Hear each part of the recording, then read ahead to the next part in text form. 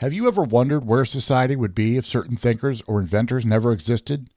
If Isaac Newton hadn't developed calculus, would we still have learned to calculate the motion of planets?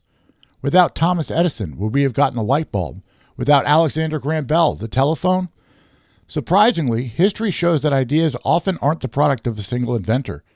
In the 1600s, Isaac Newton developed a version of calculus in England, but at the same time in Germany, a man named Gottfried Leibniz was doing something very similar.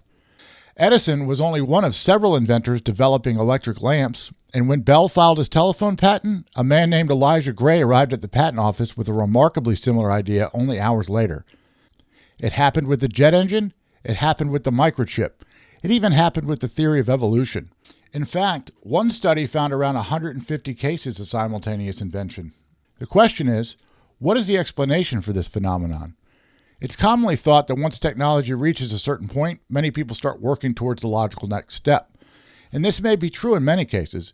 For example, once scientists demonstrated that electricity could produce light, the race to turn electric light into a practical light bulb was inevitable. But what about major conceptual breakthroughs like calculus?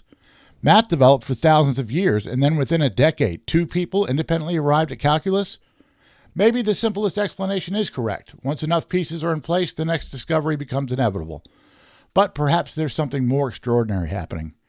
Psychologist Carl Jung may point to the collective unconscious, the idea that beneath our individual minds exists a deeper, shared layer of consciousness. This would allow similar ideas to emerge independently when the cultural moment is right. Biologist Rupert Sheldrake may say that once an idea has been realized somewhere, it becomes easier for others to realize it through what he calls morphic resonance, a type of non-local invisible field. Others point to more esoteric ideas like the Akashic Records, a non-physical repository of all knowledge. All of these possibilities suggest a very different way of thinking about invention. Maybe ideas don't entirely belong to the people who discover them. Maybe, when the time is right, the same idea arrives in a field of consciousness rather than just an individual mind.